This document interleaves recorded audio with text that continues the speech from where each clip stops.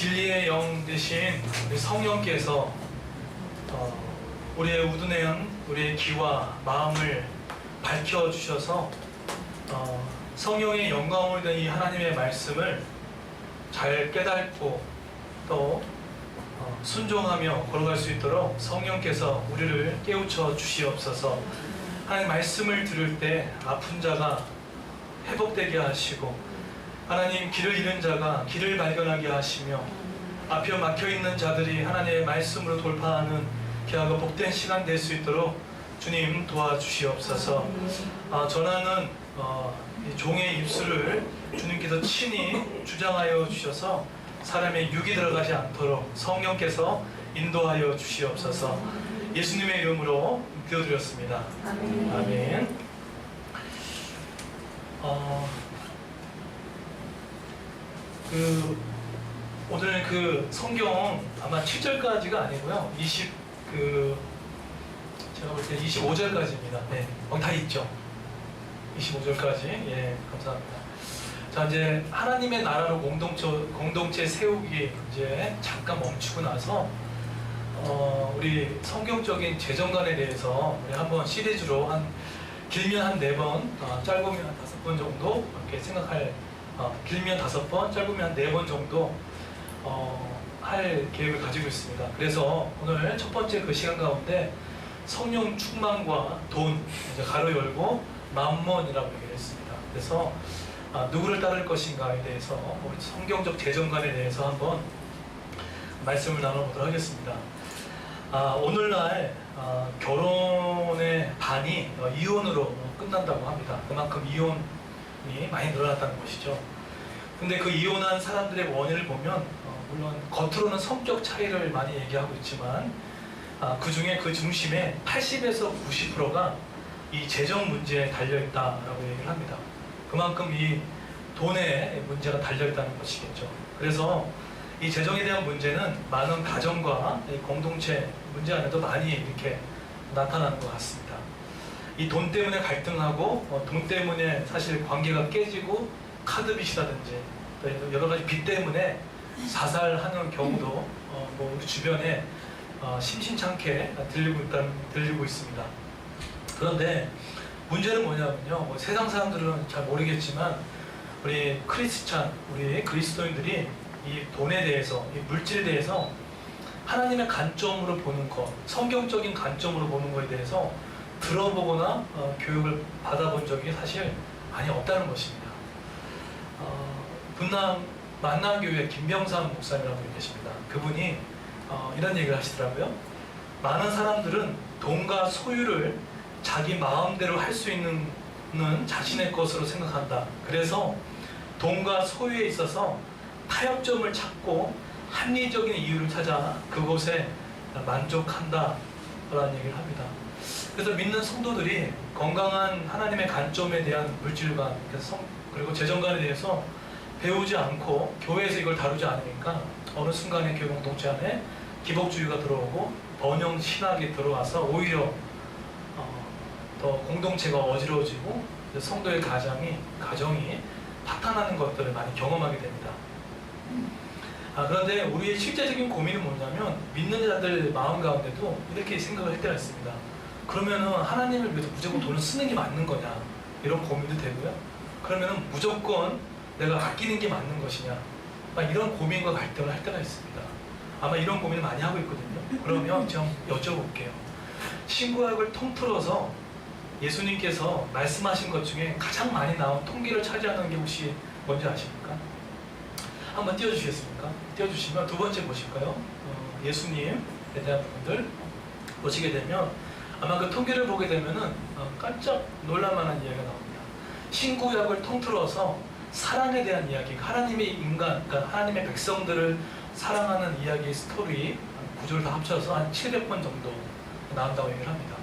그리고 죄의 문제에 대해서 한 약 1000번 정도 이렇게 나온다고 얘기하고요. 그 다음에 여러분 여기 지금 나와 있지는 않지만 믿음과 구원에 대해서는요 3200번 정도로 나온다고 합니다. 그리고 구절로 연구했던 랜디 알컨이라는 그 목사이자 박사님은 2359절이 돈에 대해서, 재정에 대한 이야기를 하고 있다라고 얘기를 합니다. 예수님이 상당히 재정에 대한 얘기 많이 하셨습니다. 그래서 그 중에 비유 설교, 예수님이 공생의 기간 3년 동안 했던 비유 설교가 총 38개가 되는데 그 중에 22개가 무려 이 돈에 대한 것, 재정에 대한 이야기를 했다는 것이겠죠. 그러니까는 그 비율로 따지면 한 60%가 예수님이 이 금전에 대한, 재정에 대한 이야기를 했다는 것입니다. 왜 그랬을까요? 이따가 한번 살펴보면 알겠지만 예수님은요, 이 돈이 가져다 주는 위력을 정확하게 깨달았던 거죠. 여러분, 그 C.S. 루이스라는 분이 하나님을 초월적 방해자라고 이런 이야기를 했습니다. 이 얘기는 뭐냐면 하나님께서는요, 우리가 아무리 그분을 밖으로 끌어내도 우리의 삶에 들어오셔가지고 간섭하시는 분이라는 거예요. 그게 초월자 방해자라는 표현을, 초월적 방해자, 네, 표현 맞습니다. 초월적 방해자라는 표현을 C.S. 루이스가 얘기를 하죠. 그래서 이렇게 얘기하더라고 하더라고요. 하나님은 성대한 잔치를 열어주시지만 인간이 어떻게 타락한 줄을 안다는 거예요. 그래서 하나님께서 타락에 들어갈 때 하나님께서 직접 개입하신다는 거죠. 우리가 싫다고 하더라도 하나님 우리 인생 가운데 개입한다는 거예요. 그러면 예수님도 이렇게 많은 횟수를 말한 이 재정에 대한 이 문제를 교회에서 또 우리가 다루지 않는다 그러면은 오히려 큰 문제가 있지 않을까라는 생각이 들어서 우리 4가지 정도로 이 말씀을 이제 4주 정도 드리도록 하겠습니다. 그래서 제가 지금 단어를 재정, 물질 이 단어 사용하자고 제가 정확하게 돈이라는 단어를 사용했습니다. 이유를 설명해 드릴게요. 정확한 언어가 뭔지 설명해 드리겠습니다. 첫 번째로 4주 동안 돈이란 무엇인가, 두 번째 돈은 누구의 것인지, 세 번째 하나님은 돈을 어떻게 보시는지, 그리고 네 번째로 이 세상과 하나님 나라 중에 어느 곳에 돈을 사용할 것인가에 대해서 4번에 거쳐서 시리즈로 말씀드리겠습니다. 자, 그러면 다음 거 한번 띄워주시겠습니까? 기본적인 용어 정리부터 시작을 해서 오늘 사도행전 8장으로 들어가겠습니다. 보시게 되면 기본적인 용어 정립에 있어서 중요할 것은 재정이라는 정확한 정의는 국가의 수지 상태를 말합니다. 그래서 재정에 문제 있다라는 것도 틀린 문제입니다. 어떤 내가 어떤 재정 때문에 힘들었다는 표현보다 돈에 문제가 있다 이렇게 표현하는 게 정확한 표현이에요. 두 번째로 물질이라는 단어도 이 의미가 이렇게 되어 있습니다. 돈을 성속으로 이분법적으로 나눠 생각하는 그런 생각 때문에 물질이라는 표현을 써있다는 거예요. 그래서 뭔가 저속하고 뭔가 돈 얘기하는 건 저속하고 하는 그런 마음이 들어서 유교적 호남주의가 배어있는 언어 중에 하나가 물질이라는 단어를 사용했던 거죠. 자, 그리고 세 번째는 부에 대한 부분입니다. 부는 뭐죠? 부는 이겁니다. 재산 총액이 얼마 있는가의 개념입니다. 이게 부예요. 그러니까 양의 문제를 나타냅니다. 그런데 이 소유는 이겁니다. 무엇을 가졌는지, 그 사람이 어떤 자동차를 갖고 있는지, 몇 평의 아파트를 가지고 있는지, 이렇듯 내용의 문제를 가지고 있어요. 자, 이것이 이제 기본적인 정립을 하고 나서 오늘 사도행전 8장에 한 인물이 등장합니다. 그런데 이 돈이라는 것을 잘못 사용해가지고 그 인생이 어떻게 됐는지를 오늘 보도록 하겠습니다. 자, 오늘 사도행전 8장을 보면 1장부터 7장까지 이 성령의 역사가 어떻게 진행이 됐냐면, 첫 번째로 1장부터 거의 4장까지는 막 정말 폭발적인 성장이라고 할 수 있는 성령의 강한 역사들이 일어났습니다. 그래서 수천 명이 돌아오고 병든 자가 회복되어지는 일들이 일어났죠. 그런데 딱 5장에서 브레이크가 걸렸습니다. 그 브레이크가 바로 재정의 문제가 터지고 말았죠. 그 대표적인 사람이 여러분 잘 아다시피 아나니와 삽비라의 문제가 터졌습니다. 결국은 그들이 더 이 돈을 통해서 자신의 입장을 주장하고 드러내기 위해서 결국 하나님이 교회 공동체와 거룩성을 위해서 그 두 사람을 죽음으로 몰아가셨습니다. 실제로 죽고 말았습니다. 그러고 나서 우리가 생각할 때는 왜 성령의 역사가 있고 폭발적인 하나님의 은혜가 있는데 왜 이런 일이 생겼지? 라고 할 수 있지만 사단도 같이 날때입니다. 성령의 역사가 있는 만큼 사단의 역사도 강렬하다는 거죠. 그러고 나서 끊임없이 하나님의 복음이 계속해서 증거되고 시작했습니다. 그런데 또 6장에서 브레이크가 걸렸어요. 어떤 브레이크가 걸리죠? 구제 문제가 걸렸습니다. 히브리파 사람들과 헬라파 사람들이 구제 문제를 누가 갖냐라는 것에 대해 헤게모니 전쟁이 벌어지고 말았죠. 그래서 이 문제를 가지고 사도들은 기도와 말씀을 전무하겠다라고 하면서 성령 충만한 집사들을 세워가지고 모든 걸 다 맡기는 그런 성경적인 조직을 세워나가는 모습으로 6장에 되어져 있습니다.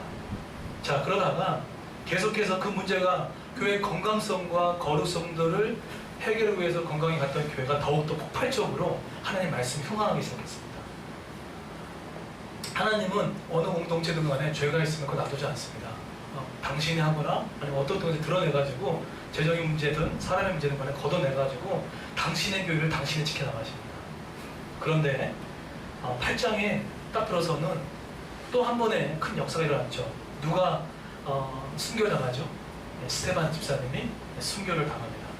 그런데 이 스데반 집사님의 순교로 말미암아 핍박이 아주 왕성하게 돼가지고 믿었던 예루살렘 최초의 교회에 있던 예루살렘의 교회에 있는 많은 믿는 사람들이 집 막 흩어지고 말았습니다.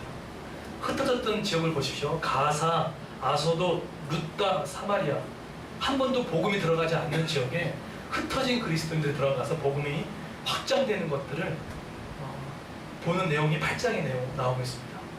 그런데 중요한 건 뭐냐면 그들이 당했던 이 박해와 핍박이 내용이 뭐였을까요? 우리는 단순히 이 내용만 있으면 이해가 안 되는데 구체적으로 얘기하면 그 박해와 핍박이 이거였습니다. 첫 번째는 유대교였습니다. 유대교는 뭐죠? 율법과 할례를 통해서 구원받을 수 있다라고 주장했던 사람들이었습니다. 그들에게 많은 핍박을 많이 받았죠. 예수님도 그 사람들의 손에 의해서 죽임을 당하십니다. 근데 두 번째로 로마 제국에 의해서 핍박을 받았습니다. 여러분 좀 여쭤볼게요. 최초의 로마 제국이 기독교인들을 많이 핍박했을까요? 핍박 안 했습니다. 핍박 안 했어요. 로마 제국은요 종교 관용 정책을 썼습니다. 이건 아수르 정책과 똑같아요. 가서 종교에 대해서 탄압하지 않았습니다. 너희 종교 믿어라 라고 했던 거예요. 그런데 그들의 머릿속에 유대교의 한 분파 정도만 생각했던 이 기독교인들이 이 수가 엄청나기 시작한 거예요. 나중에 그 300년인가요? 왜 300년에 거의 로마에 있는 사람들이 다 국교가 될 정도로 엄청난 많은 수가 들어갔죠. 그래서 많은 수로 인해서 충격받은 로마 제국이 황제 숭배도 거부하고 수가 많아지니까는 그 다음부터 핍박이 가해지기 시작했습니다. 그래서 네로, 데시우스, 디오콜라시안 많은 황제를 통해서 이 핍박이 강렬해지기 시작했습니다. 그런데입니다. 사람이 핍박해도요 구약에 예언됐던 이방인이 구원받겠다는 호세아 말씀과 이사야의 말씀이 하나님이 성취합니다. 이사야를 통해서 얘기했던 것, 또 호세아를 통해서 말했던 것들, 이방인들에게도 불신자에게도 복음이 들어간다. 구약적 유대인들이 가졌을 때는 전혀 이거는 상상을 못할 일이었어요. 그런데 하나님이 아무리 인간이 핍박을 하고 방해하도요 하나님은 구약에 했던 그 말씀을요 계속해서 성취해 나가십니다. 우리가 없어도 하나님은 당신이 하셨던 말씀들을 성실하게 이행해 나가십니다. 그게 하나님의 묵직한 성실함입니다. 그분은 성실하신 분입니다. 그래서 이 복음이 아주 계속해서 이 핍박이 오고 흘러가고 있습니다.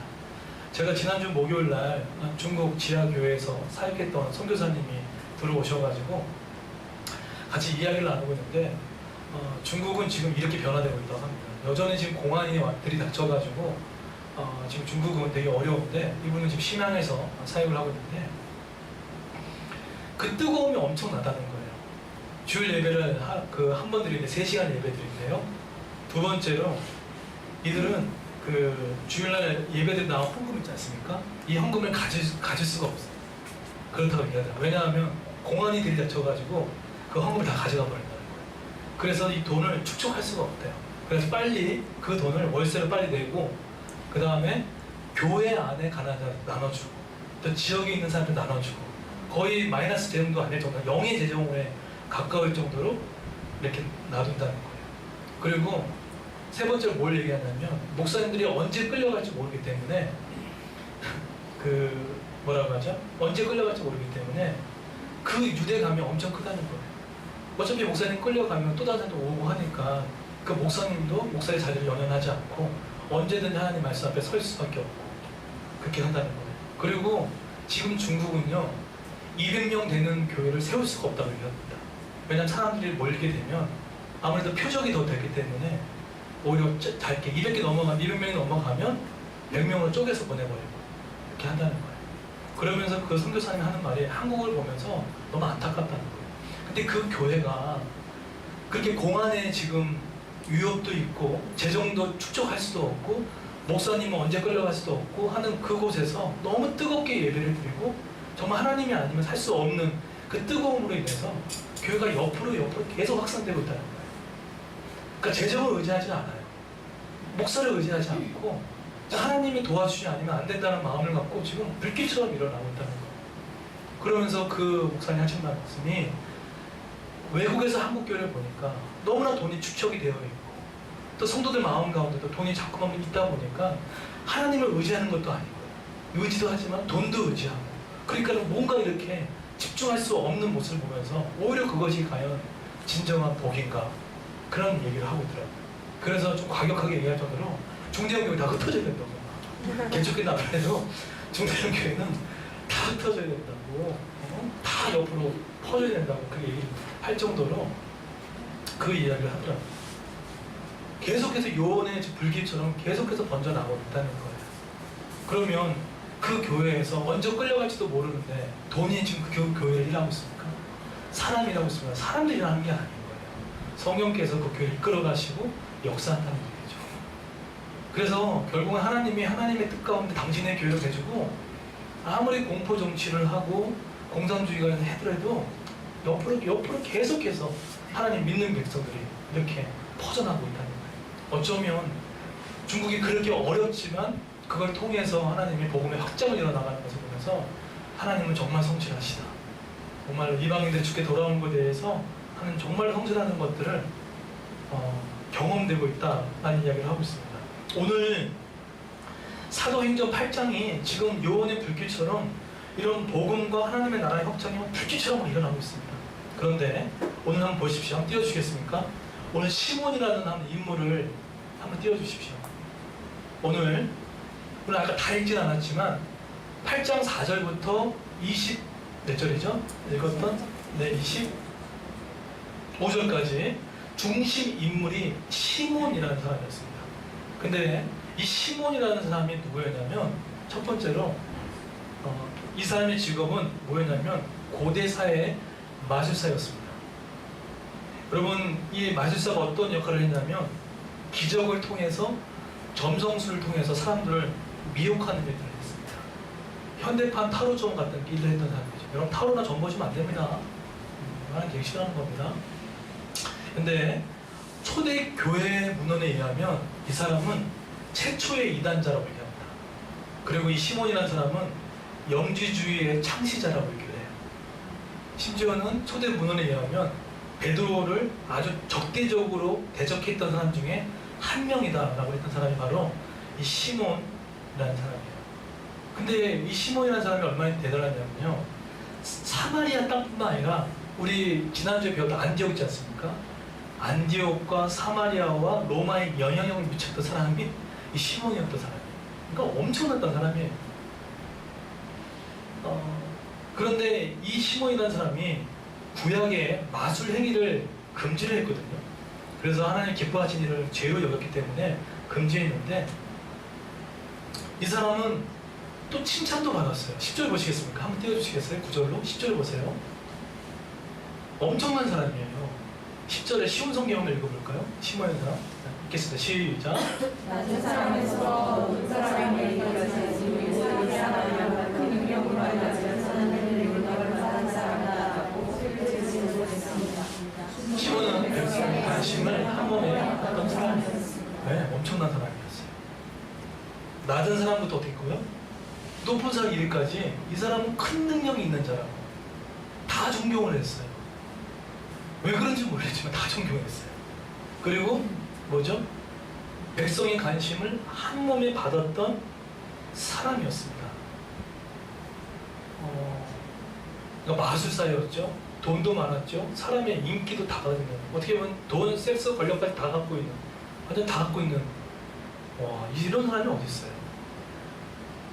그런데 이렇게 이런 마술사인데 이런 사람이, 여러분이 만약에 그 시대로 딱 돌아가서 백투더 퓨처 그 시대에 돌아가가지고 이 사람한테 머릿속에 예수를 믿어라 하면 이 사람이 믿을 것 같습니까? 우리 상식적으로 보면은 이 사람은 안 믿어도 상관없을 것 같은 사람이잖아요, 그렇죠? 근데 이 사람이 예수를 믿어버렸어요. 네. 복음의 역사는, 성령의 역사는요, 우리 머릿속으로 봤을 때는 전혀 믿을 것 같지 않는 사람이 상관없이 이 사람이, 보세요, 어떻게 되는지 보실까요? 13절 보시겠습니까?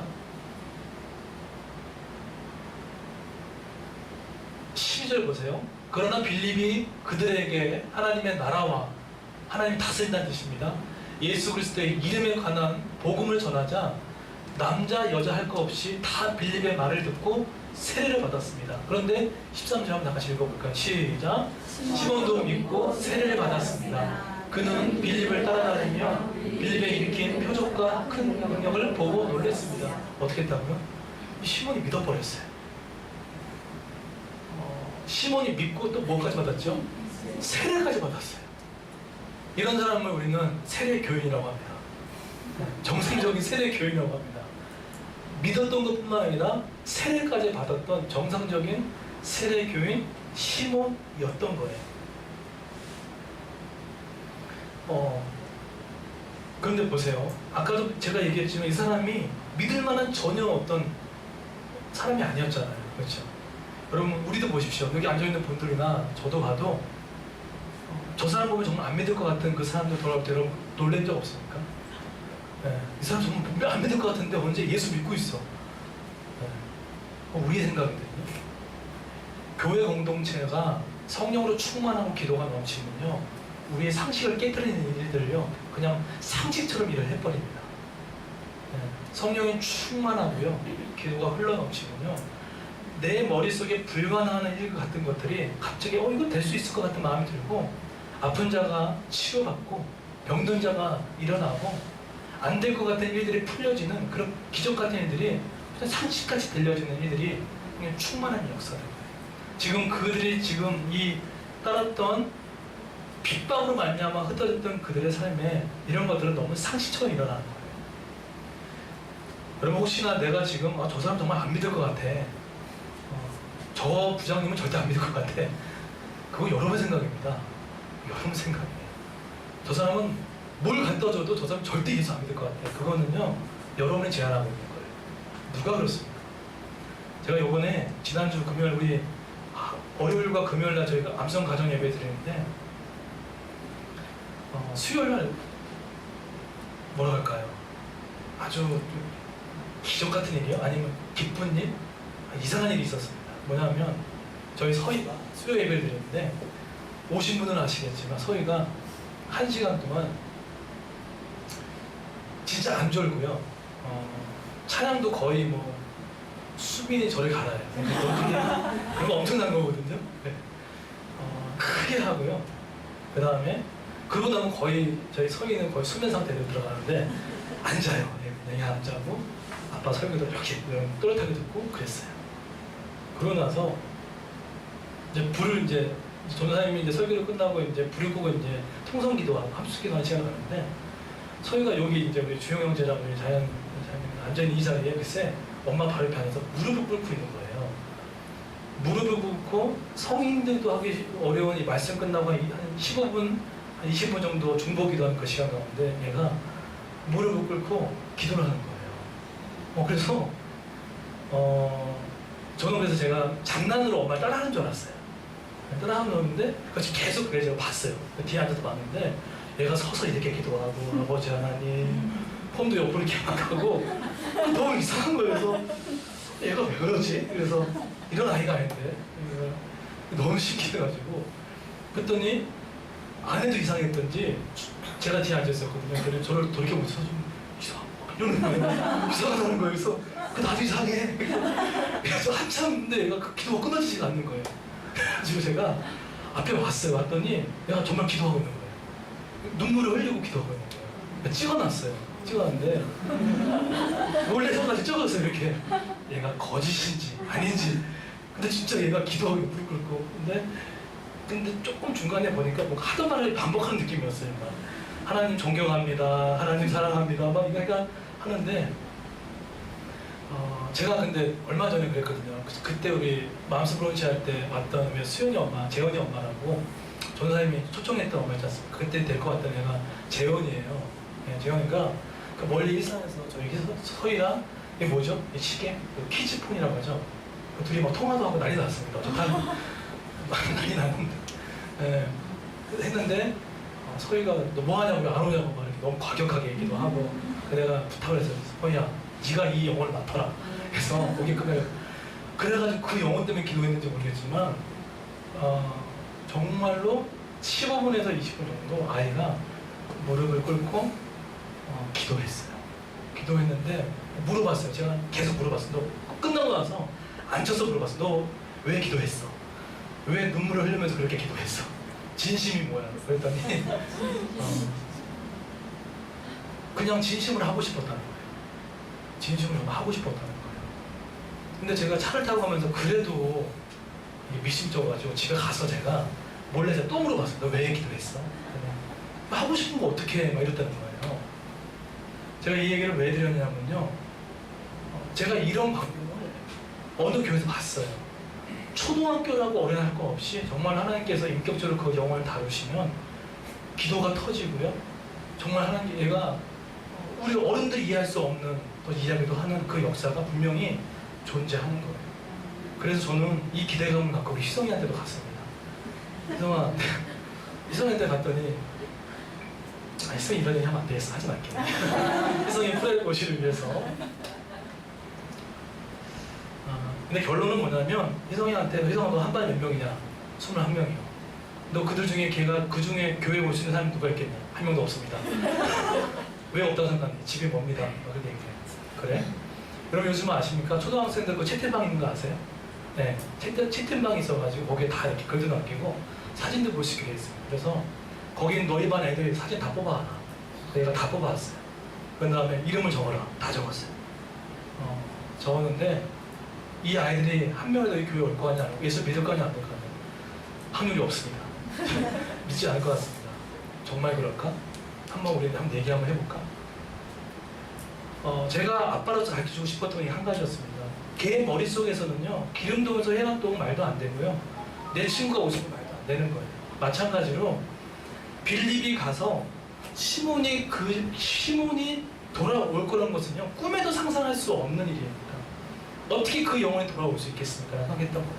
그런데 하나님의 나라와 예수 그리스도의 그 복음이 충만하게 전해졌을 때는요, 그 역사 누가 일으키십니까? 하나님 하신다는 거예요. 그런데 이 시몬이 이렇게 나가서 잘 가면 좋은데 나름 세례교인인데 이 시몬은 세례교인이 되려다가 말았던 이제 그런 사람이 되고 말합니다. 우리말로 위하면 성령 충만한 그리스도인이 있고 세속적인 그리스도인인데 이 시몬은 결론적으로는 세상적인 그리스도인의 모습을 가지고 있는 사람으로 전락되고 맙니다. 왜 그런지 볼까요? 보십시오. 18절, 19절 보십시오. 자, 근데 다시 한번 백 됐어요. 네. 자, 다시 한번 12절 한번 띄워주십시오. 이제 보세요.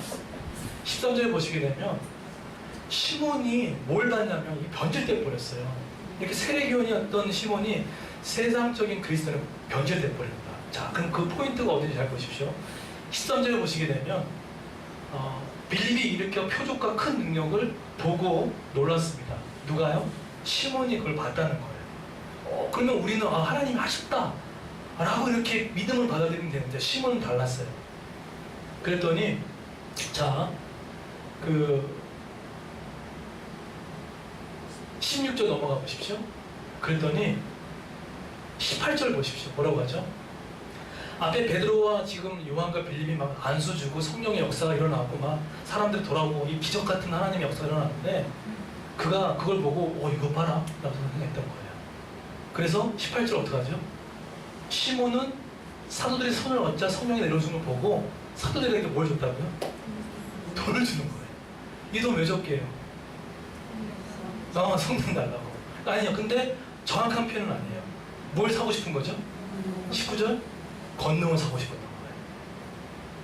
권능이라는 이 단어는 엑수시아라는 단어입니다. 이 단어의 뜻이 뭐냐면 이 단어는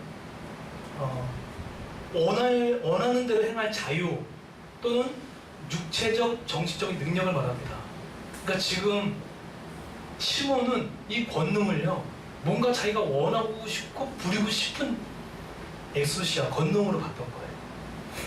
사실 지금 사도들이 안수를 지고 성령 충만한 역사를 통해서 회심된 것은 누구의 권세입니까?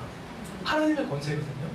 하나님의 권세를 예수님께 부어주셨고, 예수님이 부으신 이 권세를 누구한테 부어주셨습니까? 제자들에게 부어준 거거든요. 그러면 영혼이 돌아온 것은 그 권세의 능력은 하나님께 행한다는 거죠. 근데 시몬은 어떡합니까? 그 권능이 물질로도 살 수 있다는 생각들을 했던 사람이 시몬이었던 거예요. 그래서 어떡합니까? 그래도 공짜 의식은 없었네요. 사도들 앞에 돈을 낸 거예요. 다. 얼마인지는 모르겠어요. 네. 그거 좀 주십시오. 얼마면 됩니까? 돈도 많았으니까요. 얼마면 됩니까? 했던 거죠. 그러니까 성령 충만한 그리스도인으로 시작을 했지만 이 누구죠? 이 시몬의 머릿속에는요, 아직도 깨어지지 않는 세상적인 그리스도인의 모습이 아직 남아 있었다는 거예요. 이것을 23절 보십시오. 성경은 아주 적나라하게 얘기를 합니다. 23절 보십시오. 개역개정으로 볼까요? 그랬더니 사도들이 아주 엄하게 질책합니다. 저 무서워요. 얼마나 엄하게 질책하는지, 책망하는지 이렇게 얘기합니다. 23절 개역개정 보시면, 내가 보니 너는 뭐하다고요? 악독이 가득하며 불의에 매인 바 되었다라고 해요. 근데 저기서 악독이라는 저 단어가 세 가지 용례로 사용합니다. 근데 첫 번째 용례가 히브리서 12장에 나오는 내용과 같은 내용인데, 첫 번째 용례는요, 이 악독이라는 저 단어는 사람을 괴롭게 하고 더러움을 입게 하는 쓴뿌리를 가진 자 쓸 때 첫 번째 이 용례를 사용해요. 그리고 두 번째로 로마서 3장에 나오는데, 하나님을 찾지 않는 자들의 지각된 모습을 나타낼 때 악독이라는 단어를 사용했습니다. 그리고 마지막으로 에베소 4장에 보면은 하나님의 피조물들이 버려야 할 것들, 그것은 악독이 가득했다고 표현했던 거예요. 자, 그러면 공통적으로 게 뭡니까? 지금 시몬은 틀림없이 주 예수를 주인으로 모신 세대 교인이었는데, 지금 제자들이 그 사람 마음 가운데 있는 것이 뭐라고 얘기하는 겁니까? 하나님이 아니라 바로 그 사람 마음 가운데 뭐가 있었다는 얘기죠? 돈이 있었다는 거예요. 돈으로 행할 수 있는 그 마음이 있었던 거예요. 지난주에 봤던 내 인생의 보좌 위에 예수님이 아니라 내가 서 있는 것과 똑같은 거예요. 근데 이 시몬은 뭐가 있는 겁니까? 돈이 중심이 있었던 거예요. 그러니까 이 권능을 돈으로 살 수 있는 이 무지몽매한 일들을 하게 됐던 거죠.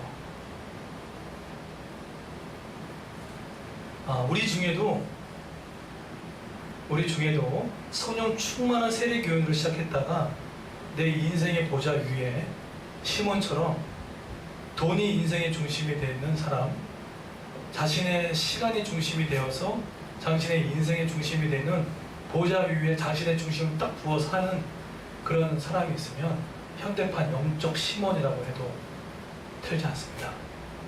이 사람 시몬도 하나님의 나라와 예수 그리스도의 복음을 정확히 듣고 세례받은 사람입니다. 근데 그들 마음 가운데 여전히 훈련되지 않고 양육받지 않으니까 계속해서 그 마음에 남아 있었던 거죠. 우리 안에도 그럴 수 있습니다. 저는 개척을 하고 나서 제일 좋은 점이 뭔지 아십니까? 그럼 이걸 어떻게 해결할 것인가에 대해서 억지로 될 게 아니더라고요. 저는 개척해서 제일 좋은 게 뭐냐면 새벽마다 말씀을 증거하는 게 저한테 너무 좋아요.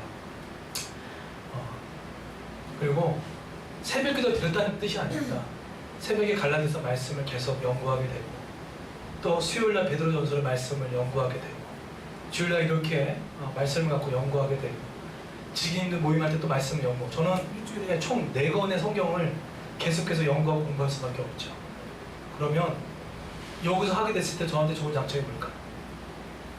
제 안에 있었던 것도 제가 빼내려고 하지 않더라도 성경적인 가치관이 계속해서 들어오니까 무엇이 가짜고 뭐가 진심이 아닌지에 대해서 그냥 스스로 드러나는 거예요. 여러분이 안에 진짜인지 아닌지를 구별하기 위해서, 해결하기 위해서 억지로 할 필요 없습니다. 근데 딱 한 가지는 하셔야 돼요. 내가 말씀으로 계속해서 듣거나 말씀을 배우거나 읽거나 교제를 하거나 통해서 그 작업을 하시면요, 하나님 말씀 자체는 완전하기 때문에 내 생각을 몰아냅니다. 내 안에 있는 영적 신원들을 몰아내면서 하나님의 가치관의 중심적인 가치관이 턱턱 기둥을 세워줍니다. 근데 그런 것이 없으면요, 너무 어렵죠. 그런데 우리가 이제 그래, 시몬의 모습이 나한테 있을 수도 있어. 그럼 어떻게 하란 말이야? 라는 것이 우리의 현실적인 so what? 다가오죠. 근데 이거 참 어렵습니다. 왜 어려운가 보면요, 제가 설교를 준비하는데 이 문제가 안 풀려가지고 오늘까지 설교 준비를 했어요. 와닿을 수 있게끔 가장 현실적인 게 뭘까? 네, 봤는데 3가지로 정리를 해보겠습니다. 뭐가 어렵냐면요, 첫 번째 한번 띄워주시겠습니까? 첫 번째로 돈이 가치 중립적이라는 생각의 인식이 안 됐기 때문입니다. 자, 그 얘기는 뭐냐면, 여러분 보세요. 신명기 14장에 보시게 되면 하나님께서는요, 돈의 편리함을 알아서 예배하는 성전과 집이 멀었을 때 어떻게 하는지 아십니까? 예배 드리는 장소와 집이 멀면은 곡식과 포도주와 짐승들을 등의 11조를 돈으로 교환한 후에 예배 장소에서 원하는 물건을 드리거나 했던 것으로 기록했습니다. 신명기에 보시죠. 그래서 하나님은 돈에 대해서 악하다고 얘기한 적이 없어요. 이따 보시면 아시겠지만, 그래서 돈은요, 가치 중립적이라는 생각을 갖고 하는 게 중요합니다. 돈은요, 그냥 지불 수단이고 그냥 자산에 대한 보증일 뿐입니다. 악하지도 않고 선하지도 않고 중립적이에요. 그래서 청교도인 윌리엄 에임스는 뭐라고 얘기했냐면, 불안, 도덕적으로 선한 것도 나쁜 것도 아니다. 다만, 이게 중요합니다. 다만 사람들이 그것을 선하게 사용할지 악하게 사용할지에 대해서 무관심하다는 거예요. 500만 원을 가지고 정치인들이 뇌물로 사용하면 돈이 악하게 사용되는 겁니다. 그러나 500만 원을 가지고 굿네이버스나 컴패션이라든지 그런 월드비전에 또 지역사회를 위해서 하면 그거는 선하게 쓰이는 도구입니다. 쓰는 사람의 기준이 중요한 거예요. 그런데 자 보세요. 두 번째, 첫 번째는 가치 중립적인 생각을 하는 것이 중요하고요. 두 번째는 돈의 양면성에 대한 것을 조심해야 됩니다. 자, 마태복음 6장 24절을 보시게 되면 예수님이 이렇게 얘기했습니다. 이 말씀 좀 익숙할 겁니다. 하나님과 뭘 겸하지 말라고 했죠? 하나님과 뭘 겸하지 말라고 했습니까? 예, 재물을 겸하지 말라고 했습니다. 이때 썼던 재물을 1번 머니, 두 번째 맘몬, 세 번째 구스라는 상품, 어떤 단어를 사용했을까요? 어떤 단어를 사용했을까요? 재물이라는 단어를 사용했는데 뭐라고 사용했을까요? 네, 맘몬이라는 단어를 사용했습니다. 퀸 제임스 버전이라는 버전의 책을 보면, 영어 성경 그 버전에 보면은 맘몬이라고 했어요. 하나님과 재물을 겸하여 섬길 수 없다. 그럼 이 맘몬은 누구죠? 맘몬이라는 단어는 고대 아람어입니다. 예수님이 썼던 언어가 주로 아람어였어요. 근데 아람어로 이것은 재정의 신입니다. 신. 뭐라고 하죠? 신이라는 거예요. 돈을 얘기할, 재물을 지금 하나님께서 예수님이 신이라고 얘기했던 거예요. 그만큼 하나님만큼 이 돈 자체가 신이 될 수 있다는 것에 대해서 그 위험을 알고 두 개를 사용할 수 없다 라고 얘기했던 거예요. 자, 그런데 이 돈에 대해서 이런 것이 없으면 2가지 형태로 빠지게 됩니다. 한 사람은 A형 유형은 금욕주의로 갑니다. 금욕주의가 혹시 뭔지 아십니까? 금욕주의가 뭐냐면 엄격하게 자기를 부정해서 기본적인 필수품을 제외하고 나서 어떤 것도 소유하지 않는 거예요. 그래서 하나님의 즐기라고 하는 즐거움도 즐기지 않고 편리함도 즐기지 않고 어차피 하나님 다 가져가실 건데 라고 하면서 너무 청민하는 하는 사람도 있어요. 그래서 성 프란치스코라는 그 사람은요, 성경책 외에는 다른 책도 소유하지 말자고 얘기할 정도였어요. 그리고 교부였던 오리네게스는요, 하나님이 주신 성이 있잖아요. 성, 너무나 건강한 이 성을, 부부간의 관계 성을, 그거는 금욕주로 생각해가지고 필요 없다고 자신의 성기까지 제거했던 사람이었어요. 성경은요, 구약의 사상 가운데, 유대교 사상 가운데 이 물질에 대한 부분들에서 어느 한 가지 극단으로 얘기한 법이 없습니다. 그래서 루터가 이런 얘기 했다고 했죠. 사탄은 무엇이든 극단으로 몰아간다. 그러면서 루터가 이렇게 얘기했습니다. 사탄은 우리가 말의 안장에서 균형을 잃어 어느 쪽으로 넘어져도 상관하지 않는다는 거예요. 그래서 물질에 대할 때 돈 필요 없어. 무슨 저축이야. 뭔 투자야.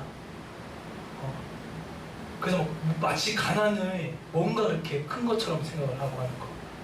그거 성경적인 사고가 아니라는 거예요. 구약 성경은요, 이혼론과 금욕주의 철저히 배격합니다. 하나님은요, 우리가 영의 세계와 물질 세계를 충분히 누리기를 원하세요. 여러분, 구약에서 11조 드릴 때 세 부력이 되는 거 아십니까? 첫 번째 부류는 제사장들과 외인들의 성막을 섬기는 사람들한테 생활비로 준 겁니다. 두 번째는 뭐죠? 축제 절기 때 같이 먹자고 드려야 것이 두 번째 11조예요. 세 번째 11조는 어디로 들어가는지 아십니까? 가난한 자를 쓰기 위해서. 이게 11조의 세 가지 정신이에요. 근데 두 번째 영역을 너무 모르는 거예요. 하나님이 그 돈이 뭐가 필요하겠습니까?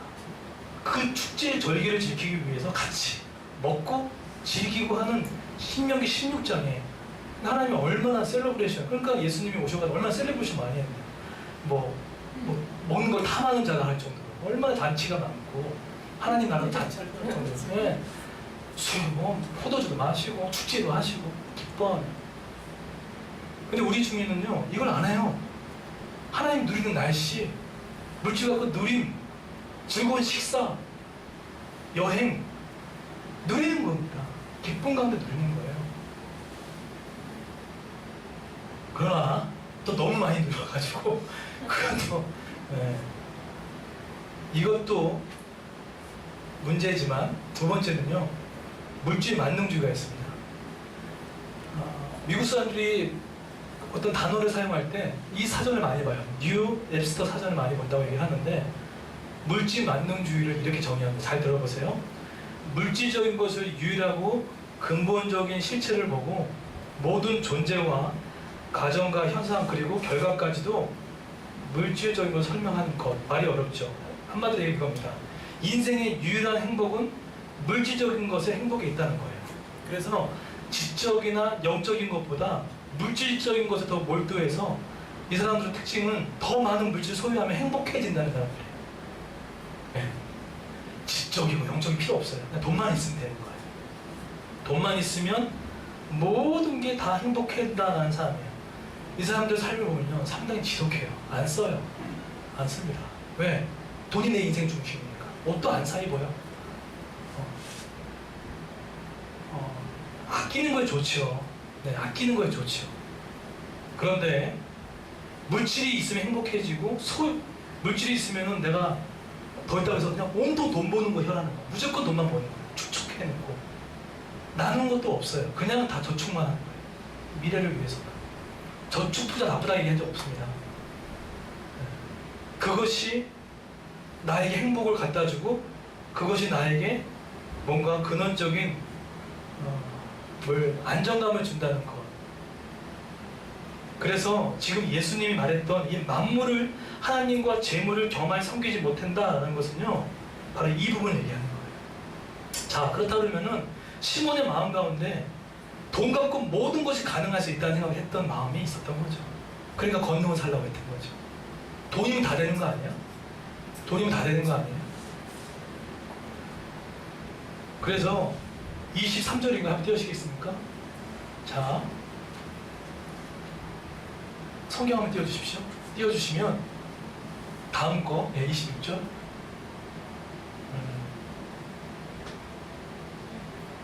자, 다음 거요. 네. 없습니까? 25절까지 있어요. 그렇죠. 이거였는데, 보시면, 자, 20절, 21절 보십시오. 20절, 21절. 20절, 21절 보십시오. 자, 어떻게 질책합니까? 한번 읽어볼까요? 20절. 위에 있는 글씨 시작. 대답했습니다. 그가 하나님의 선물을 돈으로 살 수 있다고 생각했으니 그대는 돈과 함께 할 것이요. 그 다음에 21절. 그대의 마음이 하나님 앞에서 바르지 못하니 그대는 이 일을 우리와 함께 할 수 없어. 22절. 그대는 이 악한 생각을 회개하고 주님께 기도하시오. 그러면 그대의 마음속에 품고 있는 이런 생각을 주님께서 용서해 주시고 모르고. 네. 이렇게 얘기합니다.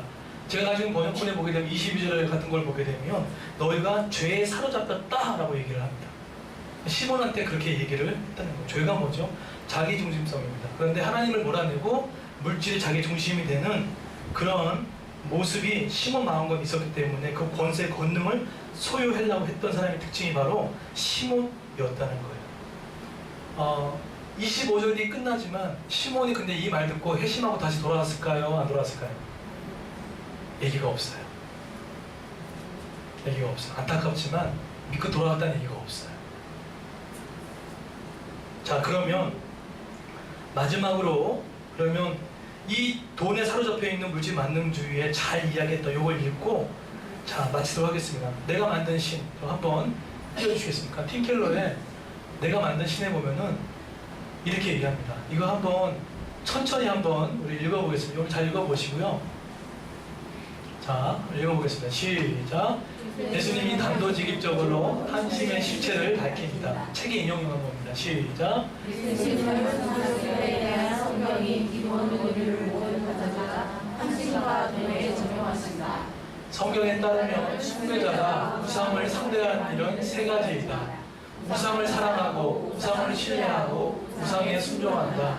돈을 사랑하는 사람은 새로 돈 벌 방법과 새로 사들인 소유물에 대한 공상과 쌓고 자기보다 많이 가진 자들을 지시의 눈으로 바라본다. 돈을 신뢰하는 사람은 재물 덕분에 자신의 안정과 안정을 얻었고 삶을 스스로 통제한다고 느낀다. 우상을 숭배하면 돈의 종이 된다.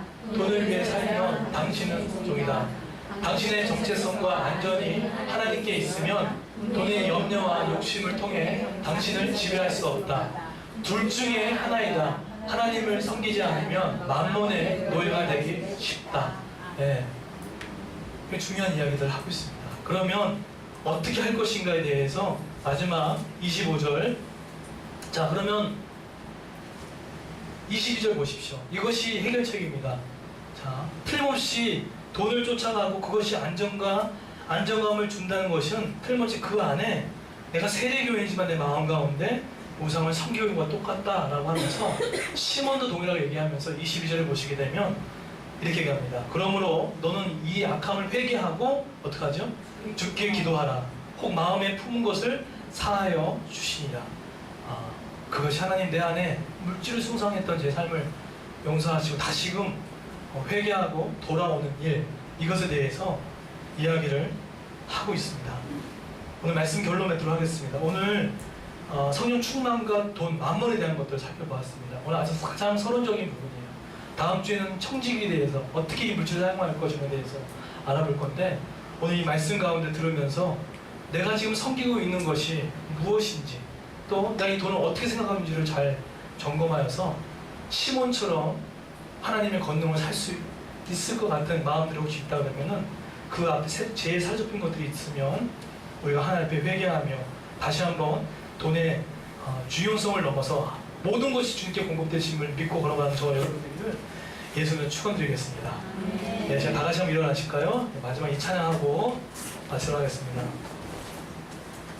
나 주님의 기쁨 되기 원하네. 같이 한번 이 찬양 드리도록 하겠습니다.